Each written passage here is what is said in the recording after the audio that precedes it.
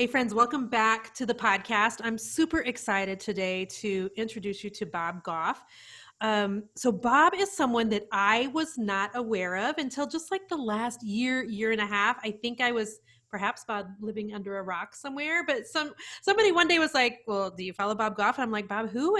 And then when I started like watching your work, and you actually did an interview with Rebecca Lyons. Oh, I love her. Yeah. Yes, and I knew that it was about her adoption journey, and since we are knee deep in the adoption process, I wanted to listen to Right. that, and just loved your podcast. But you are the author of the New York Times bestselling book Love Does and Everybody Always, and now you have a brand new book out called Dream Big. Do you have are those the three books, or are there like a bunch more that Oh, I'm yeah. not even aware of? Yeah, there's a scat of them. You can't shut me up. I got a pen and a piece of paper. I'm writing. I love it. Okay, let me read the rest of this because this is very impressive. It says here that you are the honorary consul to the Republic of Uganda.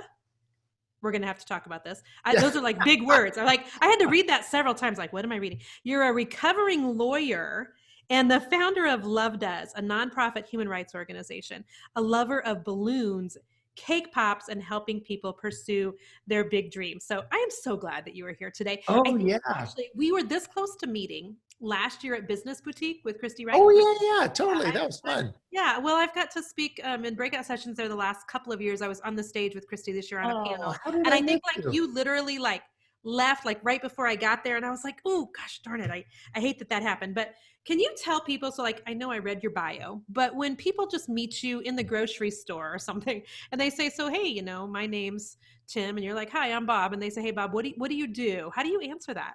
Oh, yeah. I'm Maria's husband. Sweet I Maria Goff. love that. Every wife listening is like, oh my gosh, I love that. That is Yeah, yeah. No, totally. If you met her, she's very shy. You'll never see her. It's like seeing a unicorn. Um, but she has been the glue for this entire family. With kids that are 30 and 28 and 27, and then a grandparent now. We have a new one running around. And so, congratulations. yeah, that's the thumbnail sketch. And it doesn't matter about all the initials behind our names. I think everybody listening agrees with that. But the intent behind the initials, like, so what would be the intent about why we do what we do, whether it's being a mother, a father, a friend. I decided to be available. Like that was going to be my intent. And so I put my cell phone number in the back of 2.5 million books. I was that was going to be like the last question I asked Yes. you, but let's just flip the script because somebody told me, did you know he put his phone number in the back of the book? So I literally like flipped to the back and I'm like, wait, did he really? Is that actually your phone number? That's actually my cell phone number. How many Yeah. text messages do you get every day from You know what I completely? did? I disabled the text messages. I was getting 1,000 text messages a day. And Yes. I just got these big sausage fingers and I couldn't answer them. But I take I receive and answer about 100 calls a day, sometimes 120, depending on how the day's going. And everybody's got a minute or two for everybody. I mean, we can say we're part of this worldwide family of friends, but won't you like act like it? Okay, that is mind-boggling to me. And I think it's mind-boggling because I think that I kind of was not groomed or maybe not instructed, but maybe just by default thought that there's lots of things you need to keep private and you need to not make yourself so accessible to people. And does that make sense? And you're like completely swinging in the other direction and being like, life is all about being accessible to one Well, another. yeah, I don't think I give everybody my social security number, but Sure. your cell phone number, the beautiful thing, you just say hello and people feel really engaged. There's something really beautiful. I just Do say they freak hi. out? Well, I think most people are thinking there's going to be a recording Yeah. and it's going to tell you how to buy a book or how to go somewhere or do something. And I just know that the people that have influenced me the most weren't the smartest people. They weren't the Mm. people with the big titles. They were the people that were most available. And I just want to be that guy. So I'm not the smartest guy in the room, but I am endeavoring to be the most available guy in the room. Okay, that's beautiful. I love it. So tell me about the fact that did you used to actually be an attorney? Yes, 32 years. Isn't that crazy? You Yeah, were an attorney for 32 years? yes, crazy. I And now you decided to write go books straight. sold to Yeah. millions of people with your phone number in the back. Okay. How And does that I only write books because I can't make cupcakes. And we do this work overseas, and I just give the money away, and we build schools. So if I want to build a school, I just write a book. It's super easy. I love that. I love that. Okay, so you were an attorney for 32 years. When did you stop attorneying? Well, it was kind of tapering down Mhm. because I was spending more and more time in these countries where we were building the schools. I live in San Diego with Sweet Marie and the kids. And Yeah. then I worked in Seattle, Washington. And so I would commute every day. I'd go up in the morning and I'd do my work and I'd fly home for supper. I was going to say, how long of a commute is that? It's 2 hours and 20 minutes, depending on what the air's doing at the time. But I've just made great use of the time. I mean, I got to know everybody, the pilots, oh, check this out. So this is just like somebody calling. I'm not going to answer it right now, Sure. but Sure. this is like people calling here. I'll just answer it to them. Hey, listen, it's Bob here, but I'm talking to a friend. So give a call back and I'll be off in 45 minutes. Okay? Okay. Oh my gosh. Okay. So you literally, I don't know if you guys are listening to the podcast and you're not watching this on YouTube, you can go onto my YouTube channel and see that Bob literally just answered the phone for a Yeah, yeah. complete stranger. So So that just is incredibly validating for yeah, people when they call. You just honor people. So what if we instead make a switch from trying to inform or correct everybody, and instead try to honor people to yeah, find some things? And some people are a little bit hard to honor. I tried death penalty cases against witch doctors that sacrifice children. Talk about like heavy stuff. That fits. That's yes, pretty creepy on a business card. But I just think of what if you took these people that have done a lot of wrong and you have a strong justice court to say, we are so not doing that in the Republic of Uganda anymore. But I also have a witch doctor school and we teach witch doctors how to read and write. And the only books we have in witch doctor school to learn how to read and write are Love Does and the Bible. They're reading that your is textbook. amazing. Because Yeah, yeah. because I was getting a little nervous when you were saying that. I'm like, whoa, how does one do that when when one is a Christian? But that is But amazing. here's What the a crazy thing about this idea of taking the difficult people in your life and Mhm. then engaging them with love, not just informing them to actually get to know their name, to say hello. Yeah, And the crazy thing about difficult people is that they're everywhere. yeah. There's no And shortage. you know, the crazy thing, if you're listening, you're one of them. You're not as lovely as you think you are. And I'm not either. And Yeah, so, as I'm practicing a little bit of patience with other people, as I'm not trying to just inform them, I'm trying to be available to them and to say, is there a way I can be helpful? There's a guy that lives right out by you in Franklin. He has a place called Porter's Call. His name is Al Andrews. And when he said Porter's Call, I thought like a porter, I think of like a Sherpa that carries my latte machine up Everest. And but a porter in the Benedictine tradition would go to the gate every morning and say, how can I help you on your way? Wouldn't that be a beautiful thing to update our resumes and say we're porters? We just meet people. This guy from Chicago, they called and say, is there anything I can do to help you on your way? And most people are just really glad that you offered. And yeah, sometimes they'll have something that's super practical you can do. And then, I don't know, just do it. yeah. You Or know, I love this conversation because I really feel like since the world is, kind of a crazy place right now and things are, we're in a new place that we've never been before, people are more desperate to be seen and to be heard and to feel human connection than ever before. I'm convinced about that. And I get to coach lots and lots of business owners every month on how to build their business. But one of the things I keep telling them is you will make sales if you just serve people, if you literally just show up and you make people feel seen and validated and heard. And that's such a better angle always than just seeing people as transactions. yeah, what if you said, I'm just going to love people without an agenda? Like, I've got an agenda for me. I just don't have an agenda for you. Yeah. My agenda for me is I'm just trying to be available. I'm just trying to do the best I can to be authentic. That's Yeah. my agenda. And then if people know that you don't have an agenda, there's nothing on the other side of the equal sign, then you go like, wow, that actually, we're not trying to fix people because like God makes people, Right. People make issues, but people aren't issues. Like people are people. And That's so good. if you, even if you have a different vantage point, a viewpoint on whatever the particular issue of the day is, I just want to be available to people to ask more meaningful questions than whatever their big issue is. Because what might be their big issue isn't my big issue right now. I've got a school I'm teaching. We have a school in the northern part of Afghanistan. It's the former capital of the Taliban. And the Taliban won't let little girls learn how to read and write. And that just chaps me. And so I just decided I'm going to start a school in that city. And so it took a couple years, but we've been at it now for several years. And we've got a school, and there's hundreds of little girls that are just loaded up with books, and they're learning. I'm not telling them what to believe. I'm not telling them what to do. I just want them to have enough information that they can make a decision. And there was a study done that really had a big impact on me, that girls, by the time they're 14, the study concluded, had lost 1/2 of their confidence. And I'm like, oh, we are so fixing that. Yeah. Like, I just want people to, we could just have women regain their confidence and stop asking dudes for permission to say, like, let's just go do this thing. You're here, you're a woman, you're capable. Let's go do this thing. And that would be the message. If we can just inform people and give them the right information, like, wow, just stand back and watch what happens. Yeah. And I love the saying that you just kind of casually threw in there, that God makes people. Let me make sure I got this right. People make issues, but people aren't issues. Did I get that?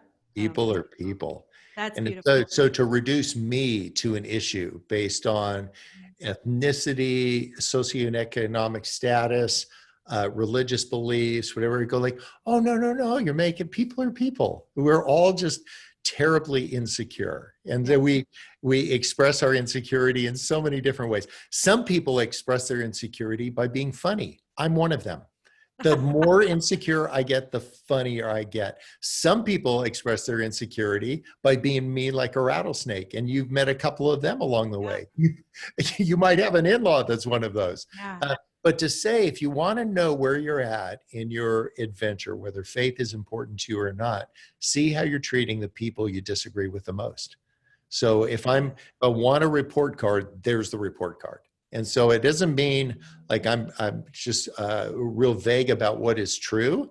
It's just, I want to be Switzerland. I just want to be that guy. I want to be a safe person to be around. I love that. Well, let's talk about Dream Big, which I have sitting right here. I didn't mean to wear yellow. It's a mirror, the cover of your book. That is working though. A happy accident. But your subtitle is To Know What You Want, Why You Want It, and What You're Going to Do About It. So will you just recap for people? I mean, that pretty much tells people what the book is about, but what was the catalyst for writing the book, and who are you helping? Who are you hoping that the book helps? I think a lot of people, we've all been going stir crazy here for 6 months. We've been just ricocheting off the walls. And I want people to return to some of their ambitions. Like, what was the ambition? What did you want? Like, before it got really crazy and you had to start paying taxes and all that, like, say, like when you were 8 years old, like, what did you want? And some people wanted to be fire person. Some people wanted to be the fire truck. I mean, like, whatever it is that they wanted, an astronaut, a whatever.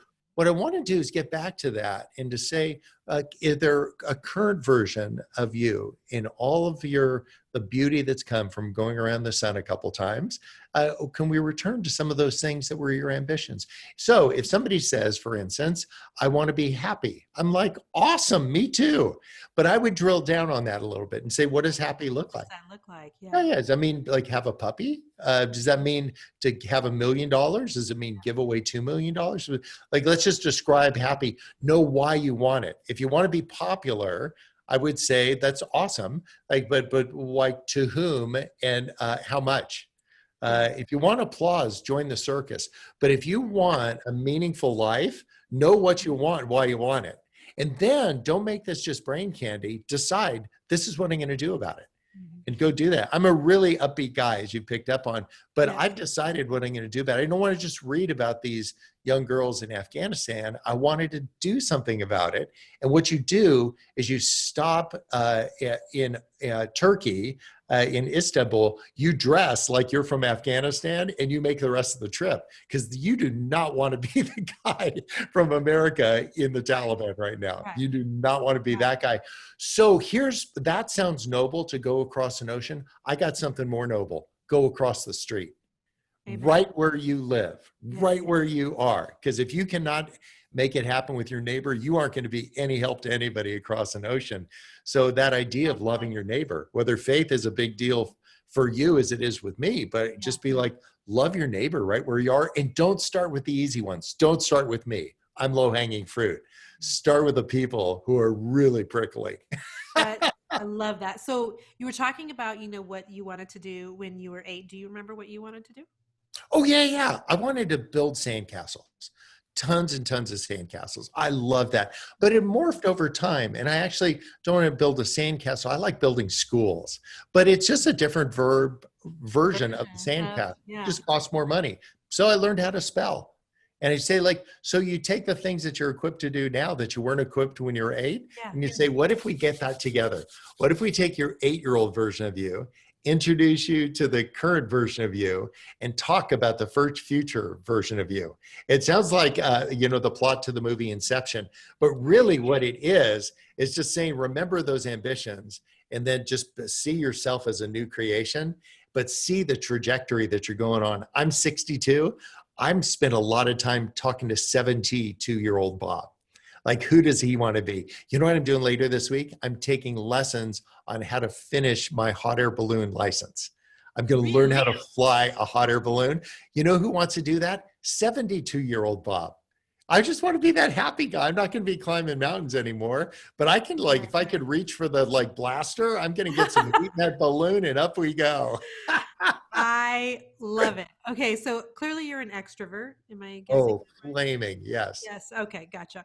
I did a little bit of looking on your Instagram, and I know that Dream Big was at number 19, like on, the best-selling book list, right behind Michelle Obama's Becoming and Just Mercy. And so I want to talk just a little bit more about the book, because I know that people that I am close to that have read it, one girl has already signed up for one-on-one coaching with you. She was that moved, my friend Adrienne. By the book, that she was like, Jen, you've got to talk to him. Okay. So I know that you help people really rediscover their dreams and try to turn those into reality. So tell me, what's the number one reason why people, do you think, lose sight of their dreams in the first place? I think it's like they see the wind, and I'll tell you why. I took the boat out yesterday. I saw that on your Instagram. Yeah, I wanted to go down to Coronado, but I looked at how busy the beaches are. There's way too many people in a really small place. So I said, oh, perfect. I'll go out on the ocean side, and then I'll just be out in the water. Well, I got out there, jumped out of the boat. Guess what? There was a wind. And the boat started drifting away from me faster than I could swim to catch up with it. I felt like that volleyball named Wilson in California, and I was Wilson. And so one of the things is that people stop pursuing their ambitions because they're afraid of the wind. They're afraid what will happen to the boat. It happened to a guy named Peter when Jesus came walking and he said, step out of the boat, and said, Peter saw the wind. And I'm telling you, my problem? I didn't see the wind. So other people are not situationally aware. They've gotten burned in the past and they said, I'm done. Let's say somebody had a marriage that failed and they go, I will never love again. Or you saw your parents and they split up and you go, you made up this rule for yourself. I will never go deep with somebody because eventually they'll leave. And so we make these agreements that are really stupid deals. And I want to renegotiate the deal. So one of the things that we did is you risked. It didn't work out and you say, I'll never risk again. I'm like, what the heck? You tried for this thing. And what if I said, I'm never jumping in the water again because there's this time the boat started floating away? Let that inform your decisions, but don't let it push you around. And a part of getting to your dream big is to see what agreements you've made with yourself and to say, are these things still true? Are they true? It's like somebody's written on your cave wall. They wrote these words on your cave wall, and when you were young, you're not smart enough, you're not pretty enough, you're not wealthy enough, you're not whatever enough, and then you started believing it. What I want you to do is start erasing the things that aren't true anymore off the cave wall. They're not helping you. And this isn't this feel good, rah thing. It's just being accurate. It's being self-aware. Sometimes the wind blows the boat away. You know what? Keep swimming. I assume that you catch it. You caught I it yesterday, did. right? Here Like, I was. And I got a story out of it. yeah. Don't you love that? You're like, thank you, Lord. I'm like, got a that's story so out of cool. that. Yes. And it immediately made, because of my faith background, immediately made me run to Matthew 15 and say, what happened with Peter again? Oh, he saw the wind. And then I thought, oh, I didn't see the wind. And so I would say for some people, it's all the uncertainty. Like you want it all to look like an Excel spreadsheet, but Right. God has not invited you on a business trip. He's invited you on an adventure. Yeah. And so it is not going to be really certain what's going to happen. He will invite all kinds of things into your world. Earth stopped spinning 6 months ago. What I want to do is say, if I've been invited into this, what's my response going to be? And I want to find a courageous response. Yeah. I want to find a response, not just a yippee skippy kind of dismissive response. I want to find a courageous response. And if you find a courageous response to your marriage, if you find a courageous response to your children, if you find a courageous response to your work, it was a perfect job you had when you got it, but you've changed. That's the way it's supposed to be. Quit. Like literally every time I've started a new job. Oh, we've got another call coming in. Yes. Yeah. Hello, it's Bob here. Hey, listen. Hey, I'm talking to a friend. Give me 45 minutes. I can call you back. Okay, deal? Okay, bye. Hilarious. So 100 times a day. It's awesome. Do it. It'll change your life. Does it annoy your family? No, a little bit, but that's okay. One of the things that they know is why I'm doing what I'm doing, because I put a really high value on honoring people that I don't know. But this young gal from wherever in Michigan that she called, she felt honored. She knew I was doing something else, but I took the time to say, hey, you call back in 45, I'm all yours. And I think we can do that if our eyes are open to what's going on around us, then we'll be able to jump on these ambitions. Well, it's like catnip. Availability will be catnip for stuff, but you got to make a little room. So with each job I ever got, on day one, I put a stamp on an envelope. I address it to my boss, and inside I write my resignation letter. 2 words, I quit. And I give it to Sweet Maria, and I tell her, if this job ever gets in between you and me, or gets in between me and God, you just mail that thing in. You don't even need to tell me. I'll find out. There's something beautiful. Wow. How honoring to your wife, though. Wouldn't that be great? Give a proxy to all the people that you love the most. Whoever it is that you love and trust the most, you give them the authority in your life to have you quit whatever it is that you've been doing. Yeah. Oh, I'm telling you, that'll be hard for some people. A crazy little rumor about you, and so I need you to either validate or tell me no, it's just a rumor, that you like to take things like off of your schedule, like look at your life and say, what don't I need to be doing here? And constantly just kind of keep chopping away and getting rid of things. Is that a true or false statement? Yeah, I quit one thing every Thursday. Okay, that is exactly what I heard, but I couldn't remember if it was Thursday or Tuesday, and I was afraid to mess that up. You quit something every Thursday. Okay, first of all, is there any Thursday? Is there any reason on Thursday versus? No, just after Wednesday, before Friday. Okay, perfect. That makes perfect one of the sense. things that I was on this board of directors with this big, they're doing terrific things all around the world until last Thursday. I quit. Nobody will take my call on Thursdays because I'm great. I don't know about you, but I'm great at accumulating things. I'm not as good at letting go of things. And so what we end up doing is becoming like hoarders in our own way. We accumulate all this stuff in our life and we just haven't quit. Now, I'm not saying quit your marriage, but I'd say I'd quit a couple things that used to be you, but you've changed. You've moved on, you've grown. And give me a couple other examples. Would you have a couple other things you've quit on Thursdays recently? Oh, I got a great one. I after all this commuting up to Seattle to my office, I walked in one day and I had been up there, but I went to court and then I'd fly home. I would very rarely go to the office. I took the elevator to the 17th floor where the office was. And the woman behind the reception desk said, "Who are you here to see?" I said, "Actually, that's my name right on the wall behind you." That's hilarious. But I realized I had not been in my office for almost a year. I'd been so busy doing other things. And I got everybody together. It happened to be a Thursday, and I quit. I took the key off my ring. I gave it to a guy that had been working for me for a decade. I said, "This whole thing, both floors, it's all yours." And you know what? I walked in, never gone back. Now, that is a stupid economic decision, but it's an awesome new creation decision. And by new creation, I mean this idea that God's promised us is that every day we would be new creations, that you can leave the old behind. You don't need to let that dog you anymore. You could be informed by that, but you don't need to get pushed around by that. And you've got your eyes on the horizon. You're saying, "This is the man or woman I'm becoming." And if that means letting some stuff go. So I would just start, you can go as high or low, you can quit cussing if you want, but I just go a little higher up on the tree and to say, what if you quit a job that doesn't fit you anymore? What if you quit doing something that's been a big time suck, like golf or whatever it is, or play more of it, whatever it is. More of it, yeah. Yeah, whatever it is that would be good for you, the newest version of you. And then don't make it just about you, because you'll find nothing less fulfilling than making everything about you.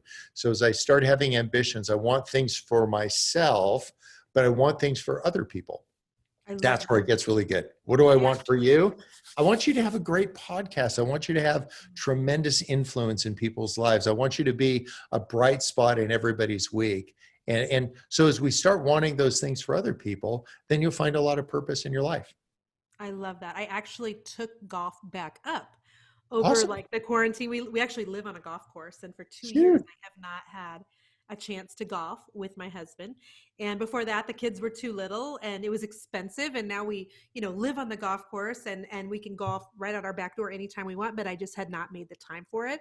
And so there's been so many little gifts like that during like this whole, stay at home and quarantine and things. I've taken back up golfing for the first time. Yeah. What if you just decided that rest is holy, that is actually that you have permission. And if you don't feel comfortable with resting or recreating or something, I would go down the cave and say, who wrote that on your wall? Who said that you have to be working 724? Who says that you can't do something that's just enjoyable without feeling guilty? I would say, let's revisit that, because what we're doing is we're it's almost like somebody in our past has their hand up our back like a ventriloquist, and they're making our lips move, and we're saying things we don't really believe, but we're saying something that was just parroting something our parent or a bad teacher or an ex-boyfriend or a whoever, insert here. I just say get current. There's a great outfit near you. It's called Onsite, and Sweet Marie and I both went there. It's a place where you go for a week to get some counseling. It's not an infomercial for them, but they're for your listeners. Go find a place near you, wherever city, township you're in. Find a place. But Miles Adcock said one thing that made a lot of sense to me. He said, if our mind doesn't see it, we can't fix it. And I think there's something beautiful. If you can start seeing things out on the golf course, like saying insecurities, shortcomings, change up like little things that you could let go of. If you can't see it, you can't fix it. So making those times in your schedule where you can swing a club or do some yoga, like whatever it is that is your thing, to start seeing these things, so then we can start fixing it. I love it. Okay, so tell me, I know you talk so much about dreams and dreaming, but what kind of advice do you give for people who feel like their dreams change? Maybe that comes with age, maybe that comes for perspective, but what about changing from one dream? Changing from one dream to another? Oh yeah, a couple thoughts. First of all, for a lawyer, I'm the only lawyer I know that doesn't give advice. So what I'll do is I'll say, "Don't give advice." No, never. Yeah, I've been clean and sober on advice for 30 years. What I do is I give observations, because everybody's got an opinion about everybody. They say you ought to do this, you ought to do that. But I say, well, tell me what you've experienced. There's a lot of people who'll tell you how to climb like Mount Kilimanjaro, but very few people have climbed Mount Kilimanjaro. So I would say, so tell me your experience. You go like, oh, actually I climbed Kilimanjaro a couple times. You go like, wow, actually I'd be interested in what you have to say. So no advice, just experience. But what I've experienced is that people oftentimes have multiple ambitions. So you want to have an awesome marriage. You want to do a great job with kids if you have them. You want to excel, encourage you. You want to make a difference in some people's life that have been disadvantaged. So I would say, think of those as your fast ponies. Like those are the ponies, you know, when you go to the fair and they squirt the water into the hole and the ponies go racing across. Yep, Yeah, sure yeah. do. There's the reason that one pony's out in front, it's just got more water in it. I don't know what circumstances conspired so that pony would be out in front, but find your fast pony and then go with that. That's what I do. I got 5 things I want to do. I'm going with my fast pony. And when you know what those fast ponies are, that's the catnip for the opportunities. You just know what you're looking for, and then you'll find it. Yeah, I wanted a 1971 Volkswagen bus. Hadn't seen one for 30 years until I decided I wanted a 1971 Volkswagen bus. Every third car is a 1971 Volkswagen bus in Southern California. As soon as I wanted it, I started seeing the opportunities. Of course you do. Yeah. Yeah, By the way, 1971 is a terrific year, Bob. oh yeah, Year I carbureted. was born. There you go. Yeah, that's it. Carbureted, no brakes, and your birth. Thank you. Now, I did something fun before we came on the podcast, and I went on Instagram and I said, okay, guys, I'm interviewing Bob Goff today. What do you want me to ask him? What would you like to know about him? So can I ask you a couple of questions? Oh yeah, come on. Hit me. Okay. So somebody from Bio Events wants to know if you were born happy, or is your happiness, has it come as a result from you walking with the Lord? Yeah, well, there's a famous story about a child named Zoroaster that was born laughing. And I am not like Zoroaster. I was born like everybody else. I was bottle fed. And what I have learned is an approach to difficulties is I want to actually approach them with joy and anticipation. And this isn't just like kind of a Tony Robbins, let's walk across the hot coals together thing. It's to say, it's just great advocacy. That this idea, do you know the Declaration of Independence is only 32 sentences long? It was our like breakup with an entire nation. We said like King George III, you and entire England, we're done. We're not a thing anymore. Right. And they said that in 32 sentences. And the third sentence of that said, and one of these inalienable rights would be to pursue some happiness. And I don't think we just leave this to Will Smith in a movie 20 years ago, that we can actually pursue that, but not just happiness for us, but for others. So I think that we find a lot of our joy in making you joy. We're looking at each other. I know when you're smiling. I know when you're happy. That makes me happy. And so I think if we were to apply that to people that are walking around with some difficulties, some setbacks, some real pain in their lives, to not just jump in like a clown, but to jump in and take a genuine interest in their concern, to say, can I be any way I could be of help in this? Is there something I can do to help you on your way?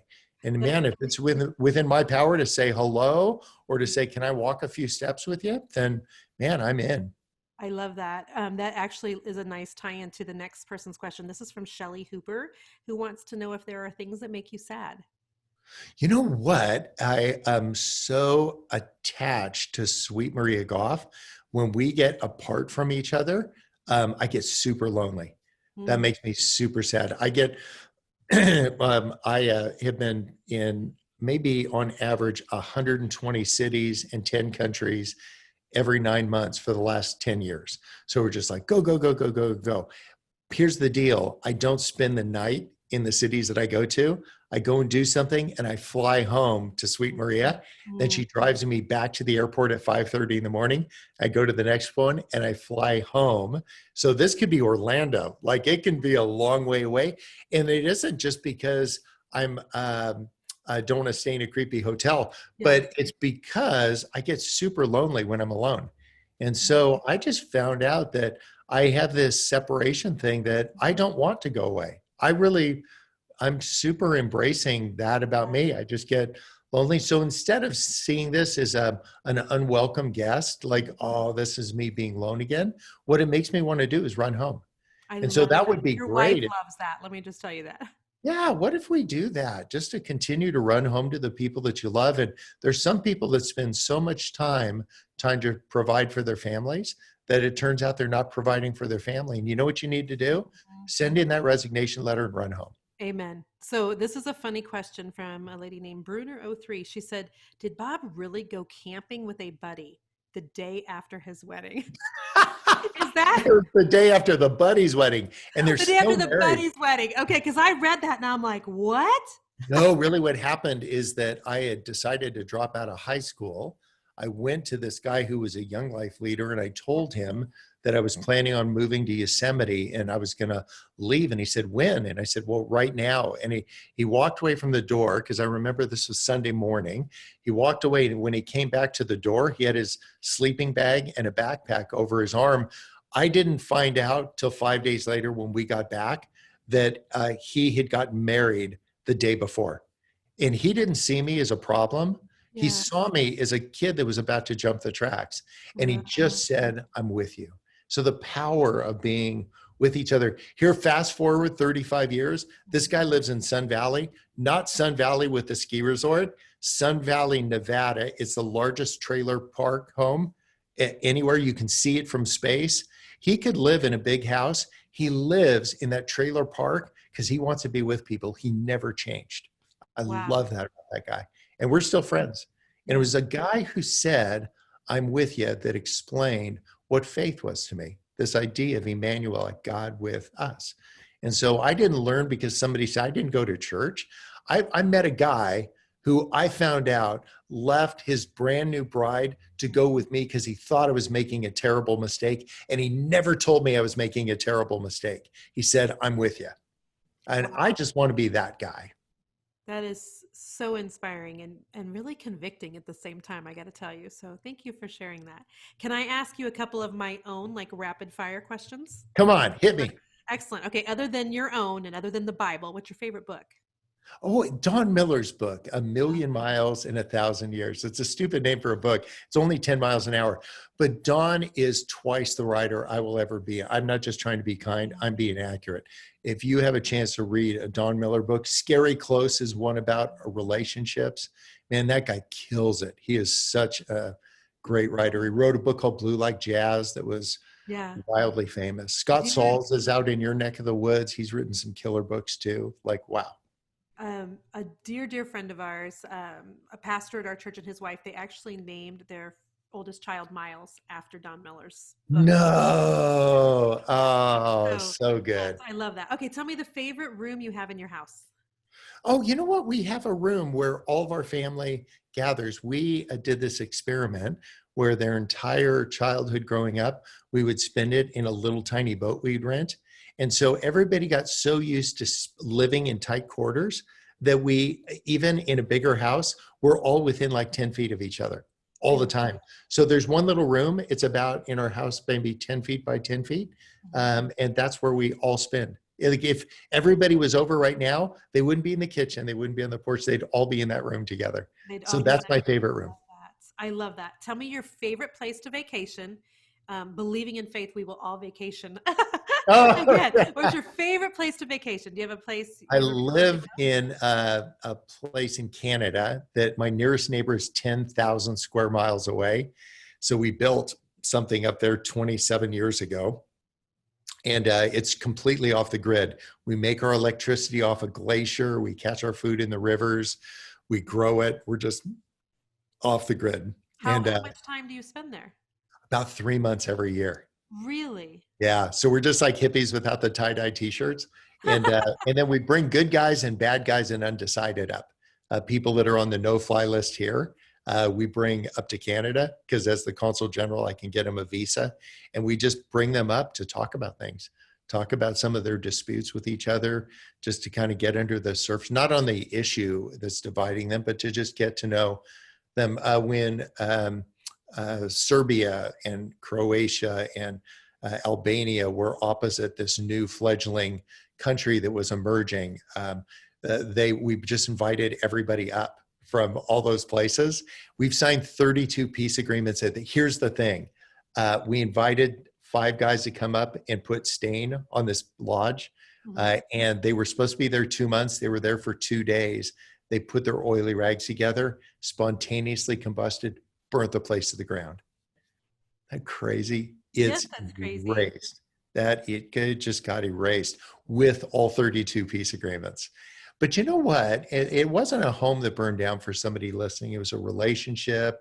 It was a Right. career they wanted. It was a dream they had about kids, or it was something they wanted, and it all went away. And you know what we decided to do after some reflection on it? We decided to get a 150-foot crane, and I just started swinging logs. And I swung logs for the last 4.5 years, and we just finished it. So it's rebuilt again.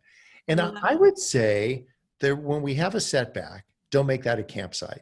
There'll be some things that'll happen in your life, and certainly learn from it. Let your mind see it so you can understand it. But then, like, let's get busy. And you don't need to rebuild the thing, but I want you to have a ton of intention behind what you decide to do or not to do. And I we love just decided we're going to rebuild it. And so I think for all of us, particularly during this season where it's been a little bit crazy, Yes. to just say, why am I doing what I'm doing? Just Mhm. like know what you want, know why you're doing it, decide what you're going to do about it. Yeah, man, and that is so true. This has been a season, I think, for a lot of people of some deep grief and a lot of loss. Like our oldest son, for instance, he didn't get a graduation, he didn't get prom. There's been things Yes. that people have I lost, hate that. Yeah. and I hate that for them too. And my book tour for my book behind me here, Fear's Not the Boss, we had 12 cities that got canceled. My conference for 400 women in Kansas City here had to switch to a No. virtual. And so, it's been a season of loss and, kind of grieving that. But I've also have just been super aware that through this season, I've become much more aware of the things that are really important to me, and the things that I thought were important to me that aren't so much. The things that I lost that I'm like, I should feel really bad about that, but I actually don't. In fact, I actually am like glad I didn't have to do that. And because I didn't have to do that, it's opened up lots of space to do other things. And so what an interesting Yes. season. Isn't that crazy? I can think of all the times I spent in a city far away from San Diego thinking, God, if I could just be home with my Yeah. family. And then March 16th, it's like heaven leaned over and said, what's your second wish? Yeah. What the heck? Yes, yes. Well, let me ask you my last question here. So, I like to talk about freedom a lot, especially since I coach business owners, and freedom means something different, to everyone in terms of, why are we building the things that we're building, and what does freedom look like to you? So, I would love to know kind of how you define freedom in your personal life or what that means for you. I think of it, it comes from flying. It's this idea of situational awareness. So it isn't, you think it's the situation that you're in, like the freedom, if I had enough money in the bank, or if I had enough, dogs in the yard, or whatever it was. But to be situationally aware, there's checklists that you have when you learn how to fly. We're going to get you a checklist. And it starts with, you would think it'd be like start the engine on the airplane. You know what it says? Number one, clean the windshield. Really? And here's why. Here's why you got to clean the windshield, because a little bug on the windshield up close looks like a 747 far away. Wow. And so I would say freedom comes from situational awareness. I would say we need to clean the windshield. Another way of saying you just need to figure out what's going on around you. It's kind of like reading the room, Yeah. but decide what's my intention? Who is it that I wanted to be? What do I want to be known for? If you take away all the things that you're known for, Mhm. that's who you are. Like take away everything. I write books, you write books, Mhm. speaking, take all that stuff away, and whatever's left is who you are. And I just want to say, okay, so who do I really want Bob to be? I want to be the guy that's available. When you blow the foam off the top, I'm go like, I want to be that guy. That would be a life that would be really worth it, no matter how many days I have. And the crazy part about Goff men, we all die on about the same day.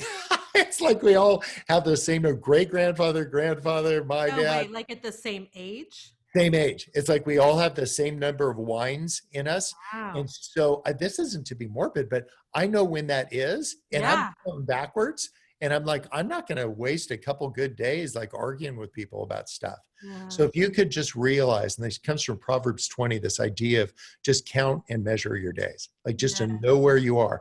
I'm back to, you want freedom? Be situationally aware, know where you are. And I love the way you guys put it in Tennessee. You say, be where your feet are.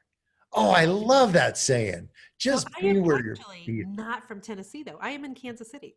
Oh, you're kidding me. I Yeah. just like that idea. I still love that phrase.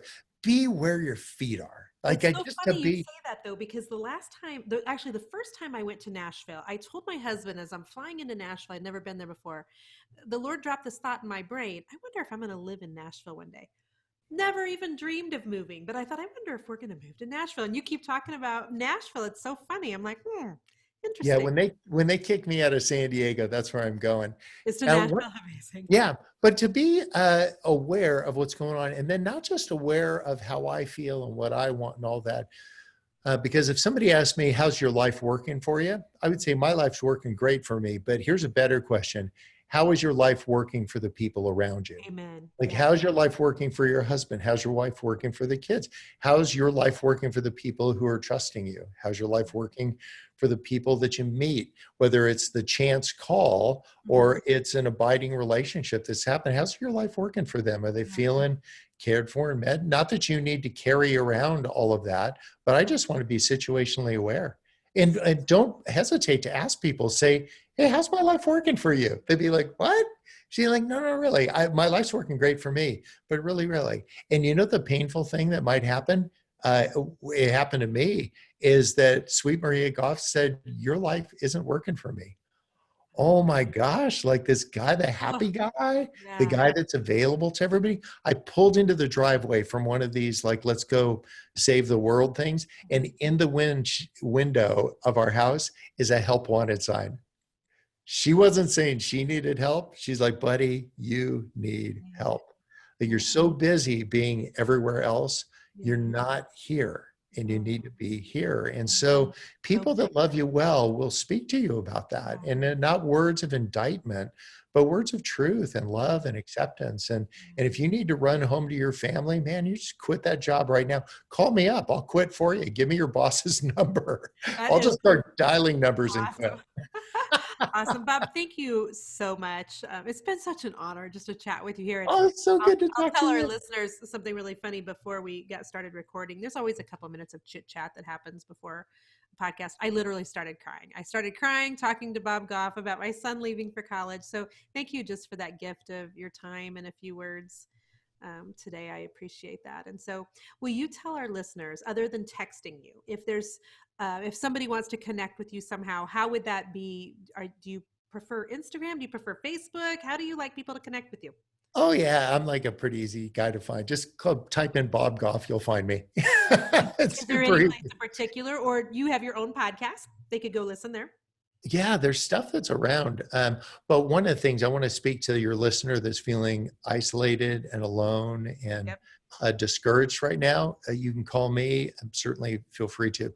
But find a good counselor, find a good friend, somebody who's super safe, and just say, hey, here's what's going on. I want to be actually authentic and known by one person.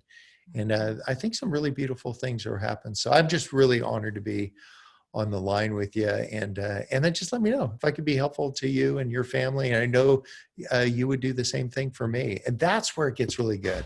A Yeah. worldwide family of friends. Well, Bob, I'm reading Dream Big next week on family vacation. I always force the kids to take a book in addition to the cell phone, so we'll be turning off the phones. I'll be reading that. Thank you so much, and listeners, please go out and grab a copy of Dream Big. I'm sure you can get it at every bookstore, on Amazon, all the places. So, Bob, thank you, and God bless all you're doing.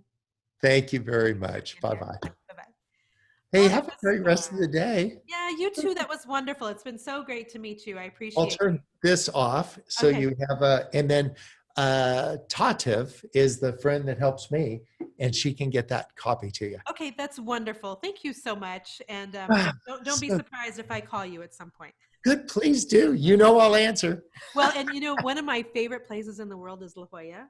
So No, that's right up the street. we Yes. love La Jolla. I don't know why. I Oh, just feel really good there. yeah. Go with that return. Are you going to go on a family vacation? Is this like a drive somewhere or? We're going to go ahead and get on a plane, and well, I'll tell you what we're doing. We are flying 20 of our friends to a beach home in Gulf Shores, Alabama. We rented it for our friends right on Oh, the water. We do life with our friends. We all renewed our wedding yeah. vows several years ago on a beach in Florida together with our children. And, we go to church together every week. And of course, church Yeah. closed.